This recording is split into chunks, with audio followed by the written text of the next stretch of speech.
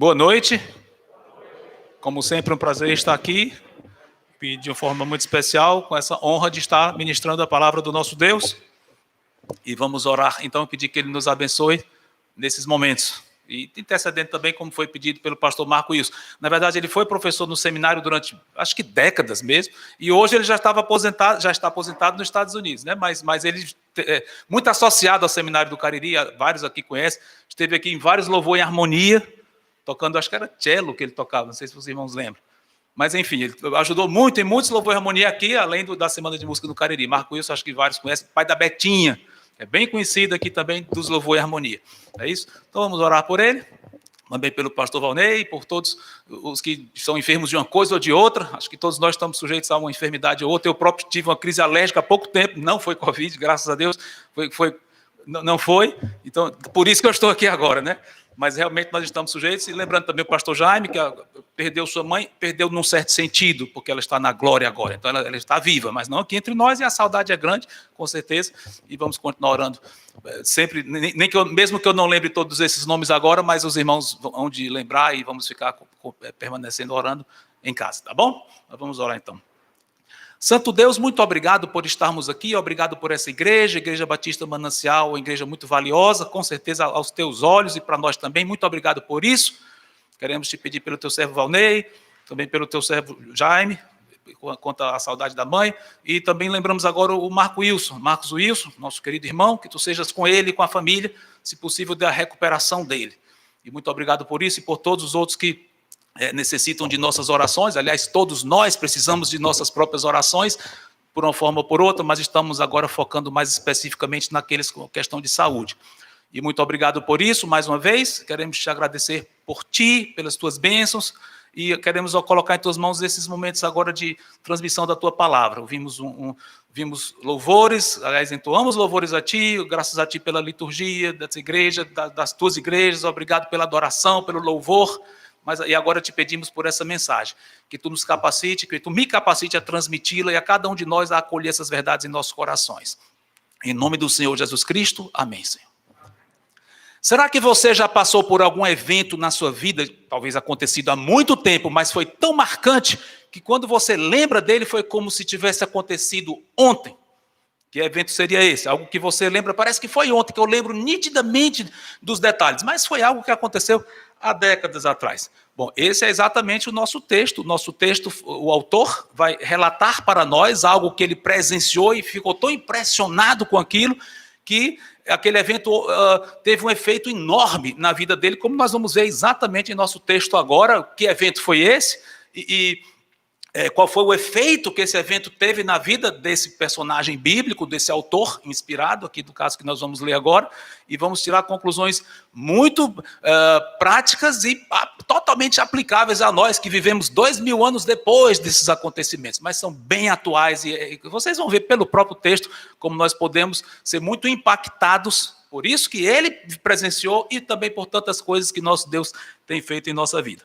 Muito bem, o nosso personagem bíblico é o apóstolo Pedro, e o que ele testemunhou, que ele vai lembrar agora, que nós vamos ver, décadas depois, foi a transfiguração de Cristo. Não é o nosso texto a transfiguração, o nosso texto é aquele em que ele rememora a transfiguração, ok? Bom, nós não vamos ler sobre a transfiguração agora, mas os irmãos e amigos podem ler depois em casa.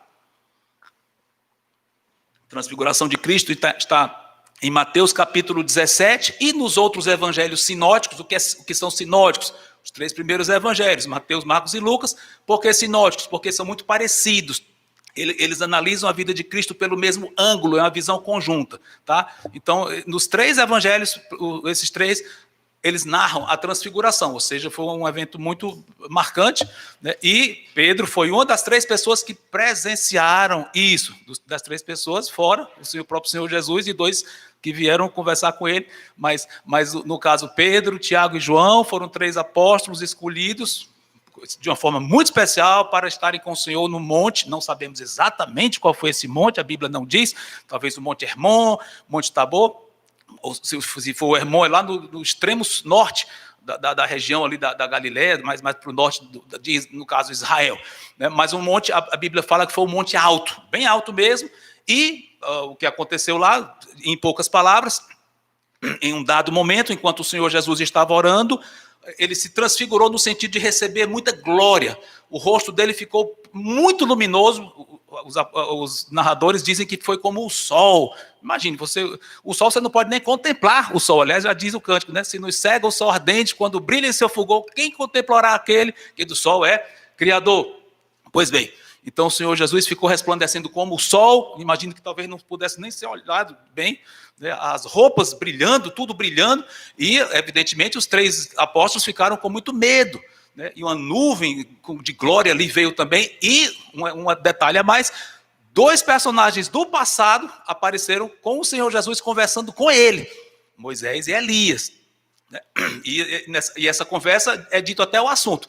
Eu não estou lendo agora porque eu quero me ater mais ao nosso texto, mas os irmãos podem ler depois e verificar tudo isso. O assunto era a partida de Cristo, que ele estava quase para empreender, ou seja, ia morrer breve em Jerusalém, pouco depois daquele evento. Enfim, isso foi o evento que Pedro viu, marcou muito ver o Senhor Jesus em glória. Houve uma voz do céu, que nós vamos ver no nosso texto aqui agora, e isso impressionou bastante Pedro. Bom, e antes de irmos para o nosso texto, em que ele próprio vai rememorar isso, tem 2 episódios que convém nós lembrarmos e que nos lançam mais luz sobre esse personagem. Um é bem conhecido também, não vou ler, mas os irmãos e amigos podem ler depois. É o famoso episódio em que Pedro nega a Cristo. Pedro era um apóstolo que, sem dúvida alguma, amava profundamente o Senhor, não tenho nem dúvida disso. Inclusive, quando o Senhor disse, na noite da traição, vocês vão me abandonar, todos vocês, Pedro disse, eu? De jeito nenhum, Senhor. Eles podem até se desviar, tropeçar, mas eu jamais. Pedro, muito impetuosamente, que era a característica dele, disse isso. Cristo disse, você vai me negar 3 vezes hoje. E, de fato, Pedro negou o Senhor Jesus, ficou apavorado, em pânico. Isso mostra como nós somos muito mais frágeis do que nós pensamos. Muitas vezes nossas fragilidades nos traem até os nossos sentimentos mais corretos. Às vezes a nossa fragilidade é maior do que aquilo. E foi o que aconteceu com Pedro, na hora da aflição ali, ele acabou negando a Cristo. Mais um outro evento, esse a gente vai ver antes do nosso texto, mostra a restauração de Pedro. É importante nós lermos isso dentro do que nós vamos colocar. Olha João 21, 17 a 19.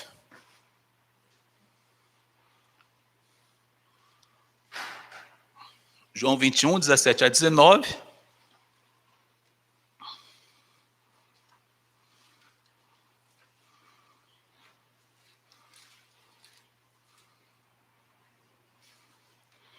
Esse episódio aqui só é narrado pelo apóstolo João, que é o único evangelho que não é sinótico. Os 3 são sinóticos, são muito parecidos, mas João é um evangelho suplementar.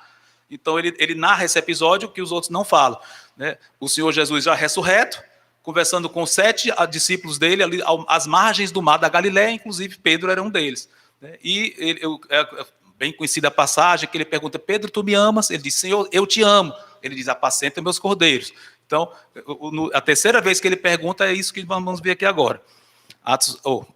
João 21, 17. Pela terceira vez, Jesus lhe perguntou, Simão, filho de João, tu me amas?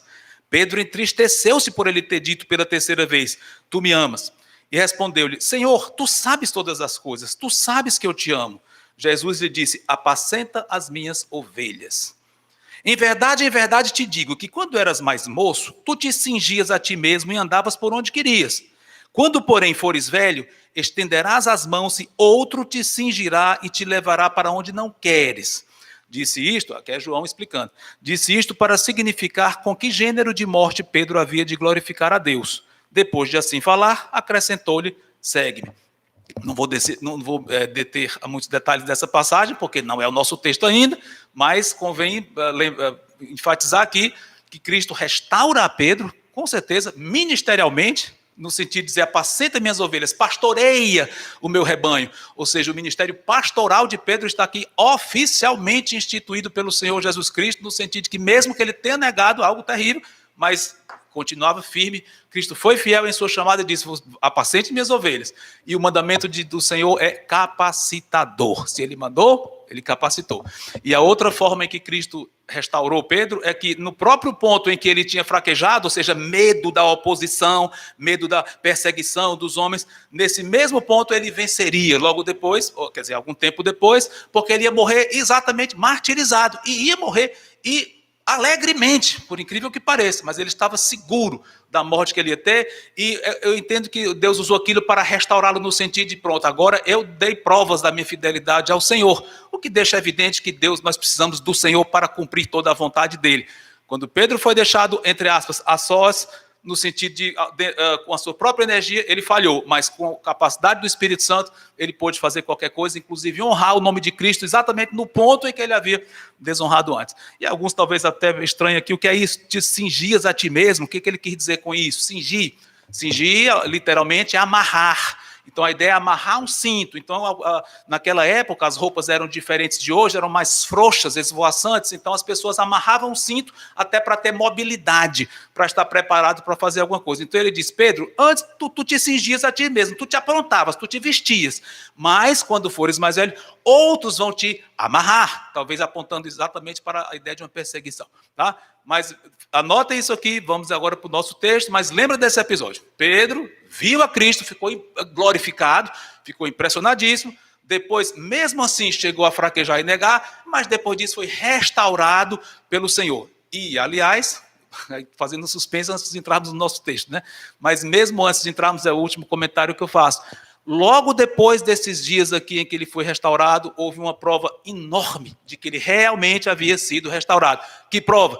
No dia de Pentecostes, quando ele recebeu o Espírito Santo, foi batizado no Espírito, a primeira vez que o Espírito Santo batizou a igreja no Senhor Jesus Cristo, ele se tornou um outro homem. Não que ele passou a ter outra identidade, claro que não, era o mesmo Pedro, mas outro homem no sentido de completamente diferente, fortalecido, corajoso, enfrentou milhares de judeus ali, pregando ousadamente, dizendo, vocês crucificaram a Cristo, ou seja, vocês foram culpados da morte dele. Foi preso, enfrentou o Sinédrio, que era a elite, as autoridades judaicas ali, ele enfrentou na face, dizendo, vocês mataram o Messias. Ou seja, muito corajoso. Chegou a ser preso e tal. Ou seja, mesmo na história dos primeiros anos do ministério de Pedro, ele já tinha mostrado que, com o Espírito Santo dentro dele, capacitando, ele realmente passou a ser corajoso. Finalmente, vamos ao nosso texto. Estamos na segunda epístola de Pedro. Pegaram essas informações aí que são importantes para a gente entender aqui o que a gente vai comentar. Segunda de Pedro, vamos para o capítulo 1, e nosso texto são 8 versículos, começando do 12. Segunda de Pedro, 1, 12 em diante. Pedro aqui, tudo indica que está em Roma, provavelmente já esteja preso aqui, e ele sabe que vai morrer em breve. Então já está no final da vida dele, isso deve ter ocorrido em torno do ano 65 a 67, depois de Cristo, evidentemente. Nero era o imperador, e Nero já se revelara como um imperador terrível, feroz, cruel, assassino de crentes, cristãos, crentes. Né? Então, ele estava bem nessa época aqui, e Pedro escreve para um grupo de igrejas, provavelmente o mesmo grupo que ele escreveu a primeira carta dele. Primeira de Pedro, escreveu para um grupo de igrejas que se situavam numa certa região ali, Ásia Menor e adjacências, hoje seria a Turquia, e a segunda epístola, provavelmente escrita pouco depois, e tudo indica, para o mesmo grupo de igrejas, tá bom? Então vamos então ao nosso texto. Pedro vem dizendo que Deus deu todas as coisas que precisamos para o nosso sucesso espiritual, e isso faz com que nós devamos ser diligentes o máximo possível. Deus deu a capacidade, mas nós devemos nos esforçar para crescer espiritualmente. Então, o versículo 12 diz assim, 2 de Pedro 1 e 12. Por esta razão, sempre estarei pronto para trazer-vos lembrados acerca destas coisas, embora estejais certos da verdade já presente convosco e nela confirmados. Quando eu for ler os próximos versículos, tentem pegar uma expressão muito parecida com o que acabamos de ler aqui. Você vai ver que Pedro enfatiza um certo ponto nesses versículos, tá bom? Acabei de ler o versículo 12. Versículo 13. Também considero justo, enquanto estou nesse tabernáculo, despertar-vos com essas lembranças, certo de que estou prestes a deixar o meu tabernáculo, como efetivamente nosso Senhor Jesus Cristo me revelou. Mas de minha parte, esforçar-me-ei diligentemente por fazer que, a todo tempo, mesmo depois da minha partida, conserveis lembrança de tudo. Pegaram qual é a expressão-chave que ele fala 3 vezes aqui? Lembrar. Ele usa outras palavras cognatas parecidas uma com a outra, mas todas na mesma direção. 3 vezes. Lembrar, lembrem. Versículo 12 ele diz: estou pronto para fazer vocês se lembrarem acerca dessas coisas, e continua. Versículo 13, eu quero despertar, estou pronto para despertar vocês com essas lembranças. E no versículo 15, eu quero que mesmo depois que eu parta, vocês conservem lembrança dessas coisas. Lembrem de quê? Vamos já comentar. Aqui ele fala de tabernáculo. É o tabernáculo lá, é o templo, né? O templo de Jerusalém, ele está dentro do templo. Claro que não. Tabernáculo aqui é a linguagem figurada. Aliás, o templo ainda não tinha sido destruído aqui, estava em Jerusalém, mas está longe de ser o sentido literal disso aqui. Que nem o tabernáculo nos remete ao tabernáculo no deserto, na época de Moisés, que aliás é a época da leitura bíblica de hoje. Havia o tabernáculo. E por que Pedro usa isso? Eu estou deixando o tabernáculo. Que tabernáculo é esse? É uma metáfora, é uma comparação. O tabernáculo é o corpo dele. Então ele está comparando o corpo dele com o tabernáculo. E o que é tabernáculo? Uma tenda, diferente de um prédio fixo. A tenda é móvel, você monta, desmonta, leva para outro lugar. Então ele usa essa metáfora. Meu corpo é como um tabernáculo. Tanto que onde eu ando, meu corpo está junto. Mas eu vou deixar esse corpo. O que já é já mostra a fragilidade, a efemeridade do nosso corpo físico. Por enquanto. Deus nos deu, por enquanto, esse corpo para morarmos por aqui. Depois vai dar outra história. Mas o nosso corpo não é eterno do jeito que ele está hoje. E Pedro disse, eu já estou praticamente indo embora, deixar o tabernáculo, ou seja, morrer. O tabernáculo fica, o corpo fica, mas a alma vai. O que não é o arrebatamento da igreja. O arrebatamento da igreja, o corpo vai junto e é transformado imediatamente. Mas aquele sabe que não vai ser arrebatado, que o arrebatamento não ia acontecer até então e que ele ia morrer mesmo. Uma lição bem interessante também no versículo 12, não sei se vocês pegaram aqui. Tem um aparente paradoxo. Qual seria esse paradoxo no versículo 12? Ele diz, eu quero que vocês se lembrem dessas coisas, mas eu sei que vocês já estão firmes na verdade. Estão confirmados na verdade. A verdade já está em vocês e para sempre. A segurança da nossa salvação, a segurança de que nós estamos com a verdade e nunca vamos largá-la, ela nunca vai sair de nós, é a segurança. Mas, ao mesmo tempo, a necessidade de nos esforçar para ficar lembrando dela. Ou seja, nunca devemos achar, porque eu sou salvo, posso negligenciar, cruzar os braços, ficar tranquilo, no sentido de não me esforçar para crescer, para lutar contra as batalhas espirituais, etc. Não é assim. Salvos, sim, seguradíssimo, ele acabou de dizer aqui. Por outro lado, ao mesmo tempo, não anula uma coisa, não anula a outra, nos esforçando para permanecer fiéis, lembrando dessas coisas. Que coisas são essas? Vamos continuar aqui, ele vai dar mais informações sobre o que seria isso, que é para nós nos lembrarmos. E, aliás, eu vou dizer logo antes de nós partirmos, já chega de suspense nessa mensagem, né? Começou com muito suspense. Mas as coisas que é para lembrar é a verdade, já disse aqui, né? Vocês estão na verdade. Lembrem da verdade. E onde é que a verdade está escrita? Onde é que está a verdade? A verdade não é meu subjetivo? Como é que nós vamos saber? Sabe? Porque está nas Escrituras, que é o que ele vai dizer agora. Então, nos próximos 4 versículos, ele vai lembrar da transfiguração e vai trazer essa aplicação forte. A transfiguração lembrou a Pedro que a palavra de Deus é verdadeira. Então, essa é a verdade. Vocês estão na palavra, se lembrem da palavra de Deus. Pronto, estou adiantando aqui um pouquinho, tá bom? Então, o versículo 16 em seguinte, onde ele vai lembrar, trazer a nós essa reminiscência do passado dele. Diz assim, porque não vos demos a conhecer o poder e a vinda de nosso Senhor Jesus Cristo, seguindo fábulas engenhosamente inventadas, mas nós mesmos fomos testemunhas oculares da sua majestade, pois ele recebeu da parte de Deus Pai honra e glória, quando pela glória excelsa lhe foi enviada a seguinte voz, este é o meu Filho amado em quem me comprazo. Ora, esta voz vinda do céu, nós a ouvimos, quando estávamos com ele no Monte Santo. Vamos parar por aqui por enquanto. Pedro aqui está dizendo claramente, o ensino que eu trago para vocês não é um mito, uma fábula, ou coisa mentirosa. Não é. em contraste com muitos falsos mestres. Aliás, essa epístola aqui é uma característica de 2 de Pedro, é que ele ataca hereges. Tinha muitos hereges chegando na igreja, ameaçando a igreja com doutrinas erradas. E ele é bem veemente contra esses ensinos errados. Então, aqui, ao mesmo tempo, ele rechaça heresias, que está bem dentro do contexto da carta, mas, ao mesmo tempo, ele talvez esteja rebatendo alguma crítica. É possível que os hereges digam, eles estão inventando doutrinas. E é possível que ele esteja aqui dizendo, nós não estamos inventando ensinamentos, isso não é mito, não é lenda, é pura verdade. Nós somos testemunhas oculares, visuais, nós vimos, e não só testemunhas oculares, mas testemunhas auriculares, nós ouvimos a voz. Olha o peso dessa testemunha. Nós vimos a glória de Cristo, nós ouvimos a glória dada a Ele através da voz do Pai. Ou seja, Pedro diz claramente, o que eu estou dizendo é a pura verdade, eu sou testemunha disso. Ok? E olha o tamanho da implicação do que estava ali na transfiguração. Interessante que Pedro podia ter bem trazido para os seus leitores, já que se ele queria falar da glória de Cristo, ele poderia ter falado da ressurreição de Cristo.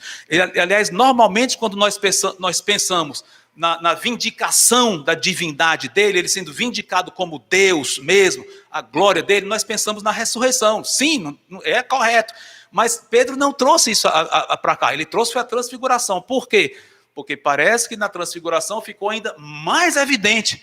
Ou seja, mesmo o Senhor Jesus glorificado aqui, em contato com eles durante 40 dias, ele não manifestou aquela glória tão grande como Pedro viu claramente na transfiguração. Ou seja, não há nenhum relato em que, quando o Senhor apareceu aos seus apóstolos, ele aparecesse numa glória grande. Pelo contrário, ele apareceu de uma forma absolutamente normal. Tanto que as pessoas conversavam e nem notavam que era ele, em algumas ocasiões. Depois de olhar melhor, opa, é ele, até adoravam. Mas ele chegou de uma forma aparentemente discreta, apesar de que aparecia, desaparecia, sim. Mas a glória mesmo, talvez o ponto máximo, com certeza o ponto máximo que Pedro viu até então, foi na transfiguração. E Deus atestou ali, este é Deus, é meu filho divino. Olha o tamanho das implicações disso. Eu não vou nem descer muito a detalhes aqui, mas só colocar isso para vocês ficarem mais curiosos e desejosos de ir mais fundo nisso. Mas a implicação é muito grande. O Filho de Deus na terra, ele é o meu filho amado, eu me deleito nele. Ou seja, o grande deleite do Pai, que é o Filho, estava aqui, encarnado, feito um ser humano literal, de carne e osso. Mesmo neste mundo tenebroso, um mundo que desafia a Deus continuamente, um mundo que Deus permitiu que estivesse sob o poder de Satanás até certo ponto, mesmo esse mundo tão hostil, mas Deus ama e a tal ponto de que enviou o próprio Filho dele para cá. E ele diz, Cristo está ali, o meu Filho, a quem eu amo, está aí, na terra, literalmente fazendo parte da humanidade. Então, olha o eterno invadindo, entre aspas, o terreno, o céu invadindo a terra, invadindo entre aspas, né, que tudo pertence a Deus. Mas olha a implicação do tamanho do significado de Cristo encarnado aqui. A própria divindade aqui fisicamente, e Deus dizendo, mostrando para ele a grande glória dele, dizendo, dando glória e honra a ele, como ele deixou bem claro aqui. É muito grande a implicação da encarnação de Cristo. Deus na terra feito homem, e nós sabemos o motivo, também não vou descer a detalhes, ele veio com um motivo específico, morrer para salvar. Se ele não tivesse morrido, ninguém poderia ser salvo. O único meio de salvação de alguém é que alguém eterno, sem nenhum pecado, infinito, pudesse morrer pelos pecadores, e foi o caso, foi o que ele fez, por isso que ele veio, mas Pedro não enfatiza aqui a missão, o motivo da obra de Cristo, não é o caso aqui. Mas notem que, quando Pedro traz para os seus leitores isso que tinha ficado na mente dele, tinha corrido décadas atrás, ele trouxe uma lição prática disso. Ele vai já dizer aqui, já dei dicas sobre isso, mas ele vai já dizer explicitamente qual é uma lição prática, no caso da transfiguração de Cristo. Ok? No versículo 19, é o que ele vai dizer aqui. Temos assim tanto mais confirmada a palavra profética, e fazeis bem em atendê-la, como a uma candeia que brilha em lugar tenebroso, até que o dia clareie e a estrela da alva nasça em vosso coração. Interessante, é um versículo muito bonito, a gente acha lindo, que coisa linda. Tem um lugar tenebroso, mas a palavra profética é como uma candeia, uma lâmpada que está brilhando aí. A gente pensa num céu escuro, mas uma estrela brilhando forte ali, ela nos direciona. Muito bonito, a estrela da alva vai nascer em nosso coração, que coisa linda. Mas será que é facilmente entendível esse versículo assim que a gente lê? Eu creio que não. Assim que a gente lê, não. Depois que mergulha um pouco mais e vai entender melhor, fica bem mais fácil de entender. Mas é um versículo que, sinceramente, assim que a gente lê, a gente pensa, mas o que ele quis dizer bem com isso? Né? O que ele quis dizer? Mas não é tão difícil assim, não. Depois que a gente estuda um pouquinho mais e medita e compara com outras passagens. O que ele está dizendo é: nós estamos hoje no mundo em trevas, mas a palavra de Deus é como essa luz que vai nos guiando até chegar a um certo momento. Que momento? Aí ele usa aqui duas figuras. O dia vai clarear. Que dia? Outra. E a estrela da alva vai nascer em nosso coração. Antes de mais nada, quando ele diz aqui, a palavra profética foi confirmada pela transfiguração. Como é isso? Como é que a transfiguração confirmou a palavra profética? A palavra dos profetas do Antigo Testamento. O Antigo Testamento todinho. Como é que pode ter sido confirmado pela transfiguração? Não sabemos exatamente como foi que Pedro fez esse link, essa ligação entre a transfiguração e o Antigo Testamento. Provavelmente, quando ele viu a identidade de Cristo, ele tenha associado. Tem um personagem no Antigo Testamento que é um personagem chave na consumação do plano de Deus, plano redentor de Deus, através do qual ele vai reinar aqui, vai restaurar todas as coisas, e nós aguardamos isso profundamente. Tem esse personagem, é ele. Pronto, então talvez ele tenha associado imediatamente as grandes promessas que Deus fez no Antigo Testamento, a aliança a Moisés, a aliança a Davi, a nova aliança, tudo isso que prometiam tantas bênçãos a Israel particularmente, mas também ao mundo todo, vão ser cumpridas nele. Eu estou vendo diante dos meus olhos o rei através de quem tudo vai ser cumprido. É possível que ele tenha lembrado de passagens como essa, ou do ensino geral do Antigo Testamento, ou até de passagens específicas que falam de um grande rei glorioso que vai reinar aqui. É possível que ele tenha feito essa ligação. E tem algum detalhe importantíssimo nesse evento que ajudou Pedro a fazer essa conexão. Qual seria esse detalhe? Pegaram aí? Na transfiguração ele pensou logo, o Antigo Testamento está sendo cumprido de alguma forma. Claro, muita coisa ainda aguarda cumprimento, mas nós temos aqui a prova de que tudo aquilo é verdade. Qual é um detalhe importantíssimo desse evento que fez com que Pedro se lembrasse disso? Assim entendo eu. Quem eram os dois personagens que estavam falando com Cristo? Moisés e Elias. Moisés, escritor do Pentateuco, a lei. Elias, um grande profeta. Lei, profeta. Geralmente o Antigo Testamento é conhecido por lei, profetas e salmos. Aliás, o nome da Bíblia hebraica é Tanakh. Tanakh, cada sílaba se refere a uma dessas partes. Leis, profetas e escritos, que envolve os salmos. Tá? Só uma curiosidade a mais. Mas lei, profetas e escritos, onde estão os poéticos, onde estão os salmos, por exemplo. Engloba todo o Antigo Testamento, que aqui às vezes podem ser resumido como lei e profetas.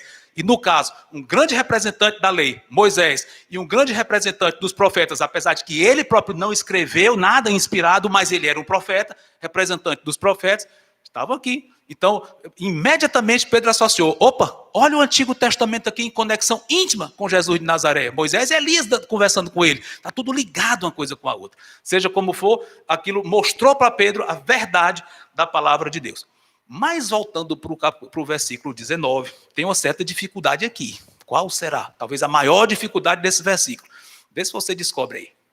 Não precisa compartilhar aqui agora que não é uma aula. Se fosse uma aula de escola dominical, eu ia perguntar a vários de vocês, o que você acha? Mas não estamos numa aula. Não precisa responder porque não é o propósito agora. Mas para você próprio, será que você consegue detectar uma aparente grande dificuldade do versículo 19? Vou dar uma dica, está lá no finzinho. A estrela da alva vai nascer. Ok, já vimos, o dia vai raiar, a estrela da alva, alguns associam com Vênus, ou a estrela da manhã, né? E vai raiar no nosso coração. Bom, é difícil haver qualquer dúvida de que isso se refere à segunda vinda de Cristo, ou seja, provavelmente se refere sim à segunda vinda de Cristo, que é quando o dia vai raiar. E Cristo é chamado de estrela da manhã, outra palavra no grego, mas a mesma ideia lá no fim de Apocalipse, ele é a brilhante estrela da manhã, então o termo é associado com Cristo. Tá. Mas quando diz em vosso coração, tá? Pegaram a ideia? Quer dizer que Cristo, quando ele voltar, ele vai reinar só em nosso coração? Então não é uma volta física, corpórea, nacional, mundial, aqui ele pessoalmente ali, não vai ser uma volta física? Vai. E por que Pedro usa em seu coração? Bom, existe uma possibilidade gramatical de que esse em vosso coração se refira ao versículo seguinte. Até que o dia clareie, a estrela d'alva nasce em vosso coração. Aí a estrela d'alva nasce. Ponto. Em vosso coração, sabendo, ou seja, se refere ao versículo seguinte. Alguns acham que é assim. Esse em vosso coração se refere não à estrela nascendo em nós, mas no seu coração, aí ele prossegue dizendo o versículo 20. É uma possibilidade. Mas alguns acham, e eu pessoalmente vou na direção de que quando diz que a estrela d'alva vai nascer em nosso coração, eu vou nessa linha. O que é? A vinda de Cristo vai ser tão profunda que vai alterar o nosso coração também. Não é só algo externo a nós, vamos ficar pasmos vendo a Cristo ali, sem ter uma mudança interior nossa. Não, ela vai nascer e vai afetar o nosso próprio eu, nós próprios vamos ser profundamente afetados quando virmos a Cristo. Eu entendo que essa seja a ideia, talvez não seja tão clara assim que a gente lê, mas eu entendo que é a que mais se encaixa no contexto, tá bom? Ou seja, hoje nós já provamos transformações em nossa natureza. Sim, com certeza. Nós já provamos grandes mudanças, já conhecemos mais a Cristo, vamos sendo transformados. É verdade. No sentido espiritual, a estrela d'alva já está em nosso coração, com certeza, desde a sua conversão. Não sei quando vocês se converteram, talvez alguns nesse ano, talvez alguns há 30 anos, não sei, mas seja como for, a partir do dia que você aceitou a Cristo como seu Salvador, seja na igreja, seja em casa, seja onde for, no dia que você aceitou, o Espírito Santo veio morar em você e podemos dizer que no sentido espiritual, a estrela da alva que é Cristo, veio morar no seu coração e já está aí. Sim, e nós vamos sendo aperfeiçoados nessa imagem, é verdade.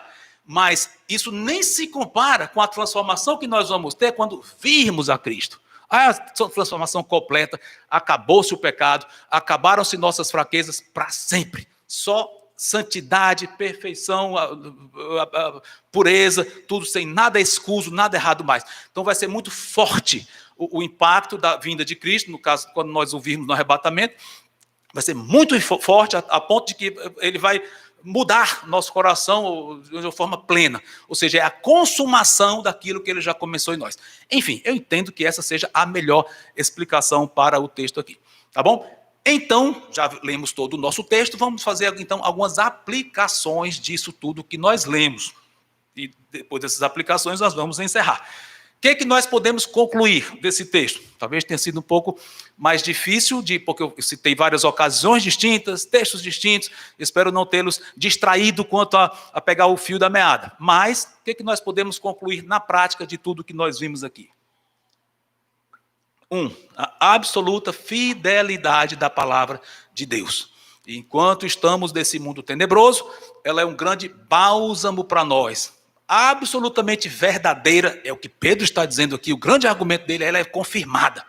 Ela é absolutamente verdadeira e o mundo, pelo que nós vemos aqui debaixo do sol, vai piorando cada vez mais, as notícias são esquisitas e tal, muita gente já comentando, será que já estamos perto do arrebatamento? É provável, não posso afirmar, mas é bem provável, não sei, mas seja como for, muita coisa acontecendo, mudanças muito rápidas acontecendo no mundo todo, no Brasil também, mas é no mundo. O Covid é uma delas, mas várias outras coisas ligadas de alguma forma com isso. Não só questão de saúde, mas questão política, financeira, social, moral, muita coisa acontecendo que nós ficamos assustados com a velocidade com que as coisas acontecem e a fragilidade do mundo e ao mesmo tempo a rebeldia do mundo contra Deus, contra a sua palavra em termos gerais. Então, mas nisso tudo nós temos uma segurança.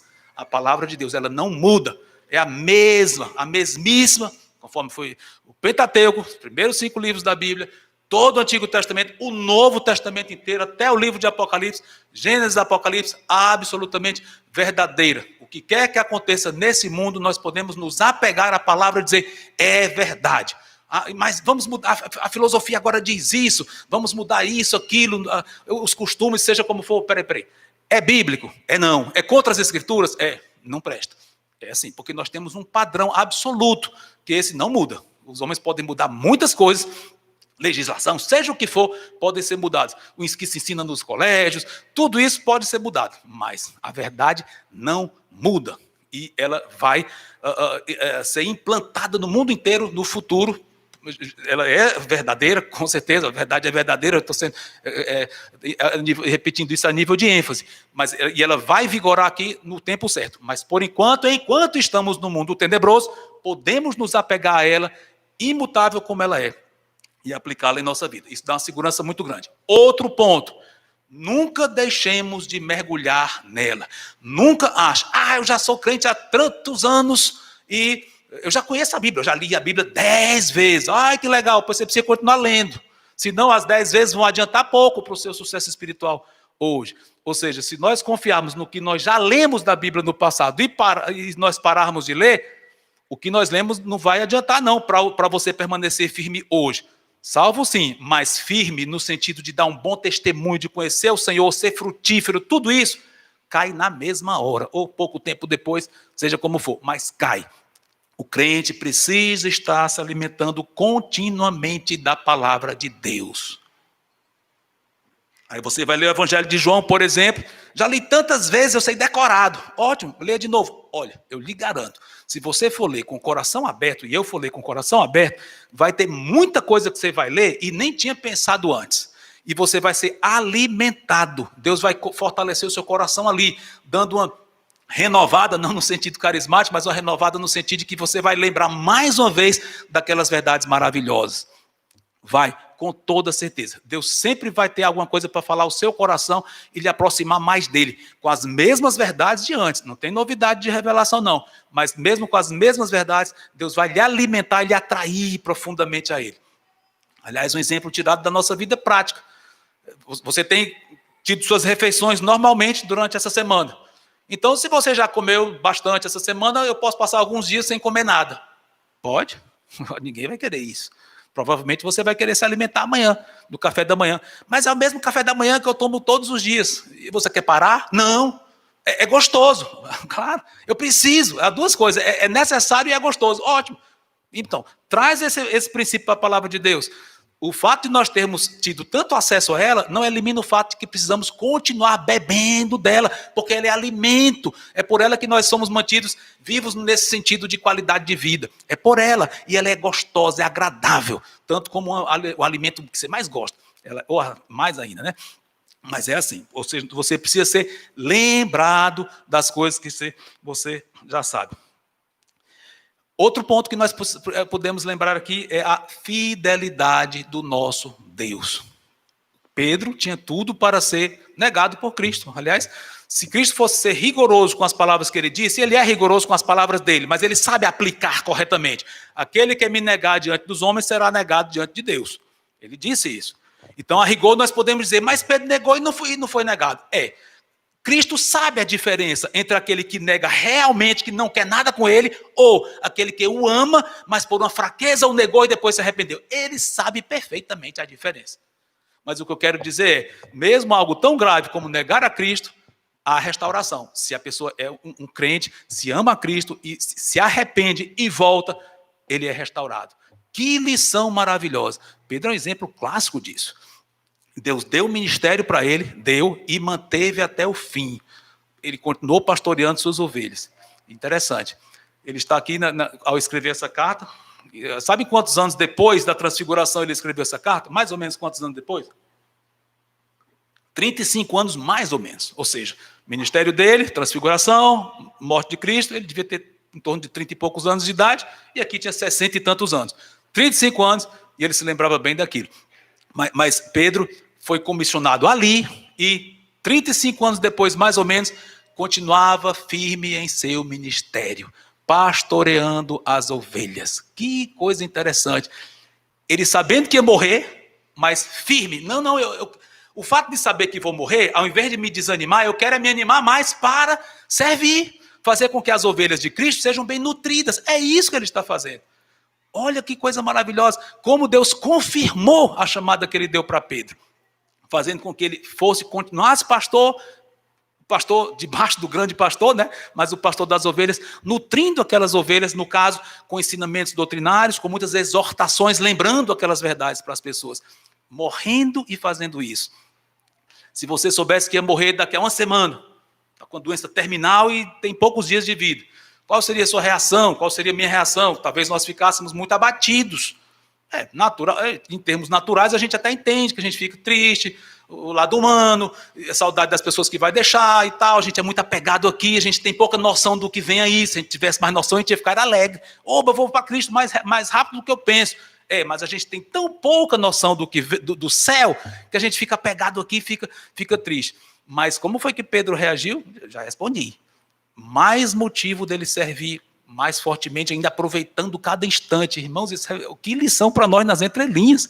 Se você souber que tem pouco tempo de vida, ou Deus não revela, normalmente você vai morrer daqui a uma semana, mas se você soubesse teoricamente, o que você faria? Continua servindo. Vou aproveitar.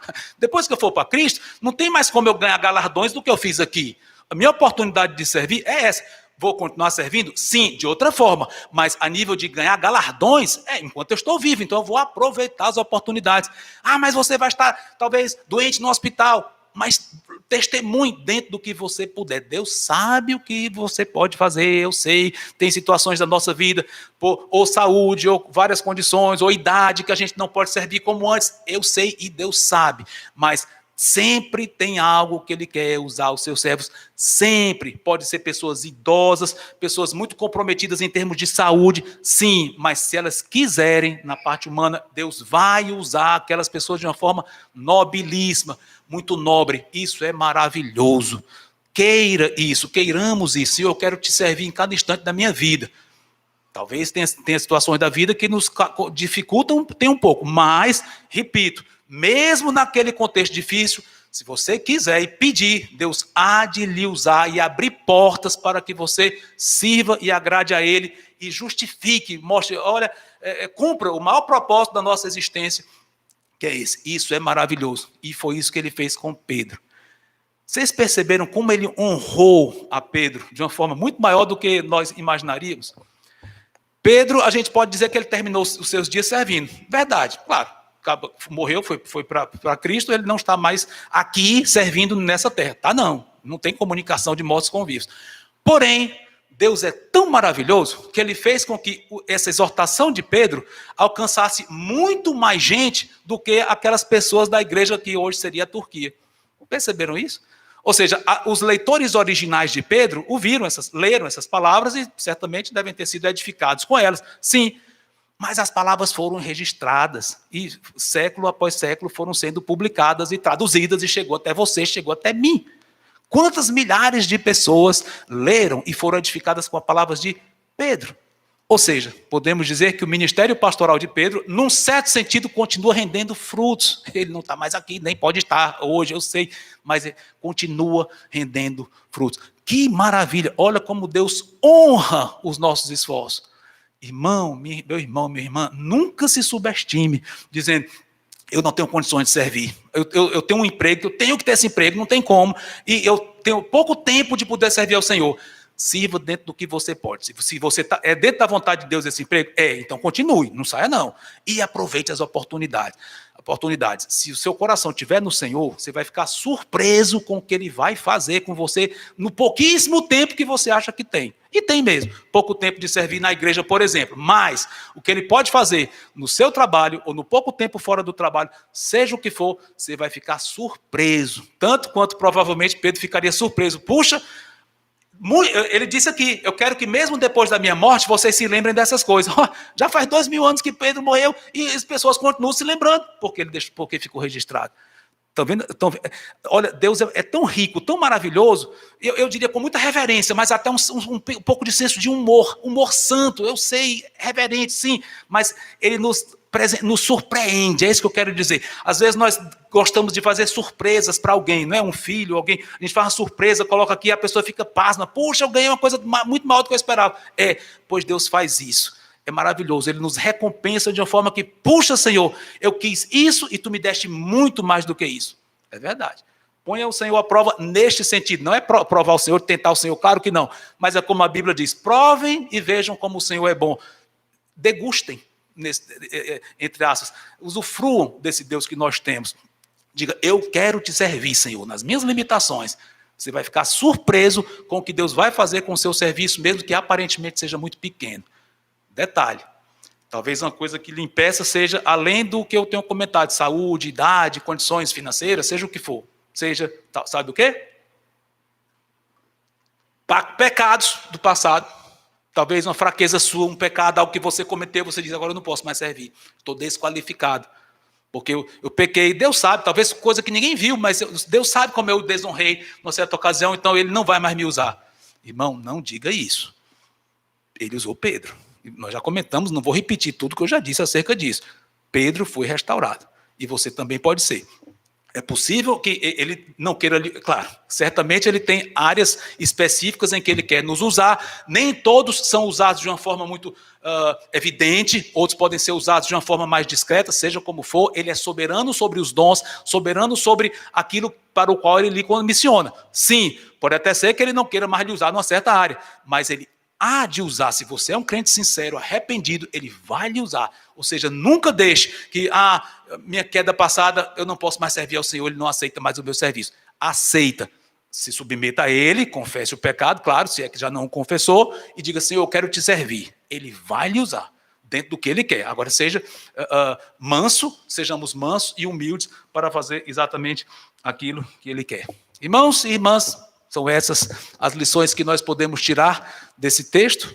Esperamos que Deus faça isso na sua vida, na minha vida, cada vez mais sede da palavra, relembrando a palavra, querendo servir ao Senhor dia após dia.